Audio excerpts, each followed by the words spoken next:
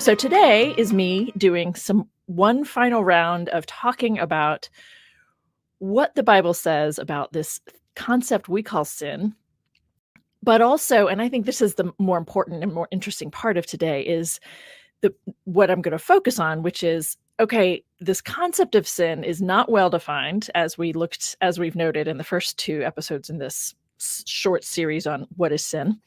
It is not well defined, and it is specifically focused on people being obedient and people keeping the God happy.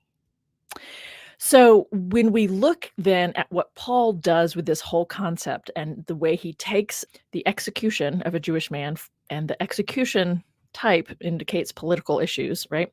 So when Paul takes the execution of a Jewish man and he turns it into something salvific for Gentiles, like, this is really interesting stuff. And what's most interesting to me is when I sat down initially, when I was writing my book, Permission Granted, Take the Bible into Your Own Hands, and I was working through the different ways that Paul, in his genuine letters, we're not talking about Deuteropaul, we're not talking about the Gospels, we're talking about Paul, the guy that the church has turned to for ideas about salvation and how to make Jesus the Christ. So Christology is what we call that subsection of theology and theological studies.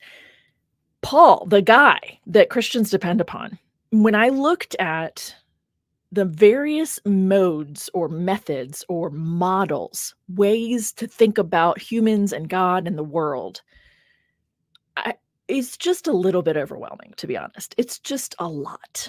And so when I have people who come from a background of agreeing with this concept of sin and that our sinfulness needs to be addressed, and that the only way that can be addressed is through Jesus, people who come in with that framework, what I'm about to cover today is usually too much for them.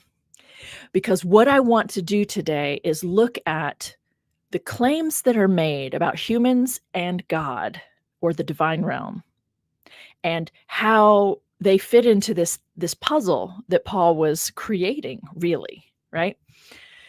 So we're going to look at 5 models of salvation. That's the way I refer to it. And we're going to look at the chart that's in the book, Permission Granted.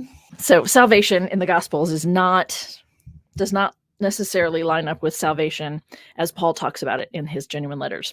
Fascinating, right? I mean, that's just kind of a fun little tidbit. So we get the idea around salvation from Paul. This is kind of a meaty one today. And so I'm hoping that it's helpful for some of you, or maybe you'll know someone for whom it's helpful, right? So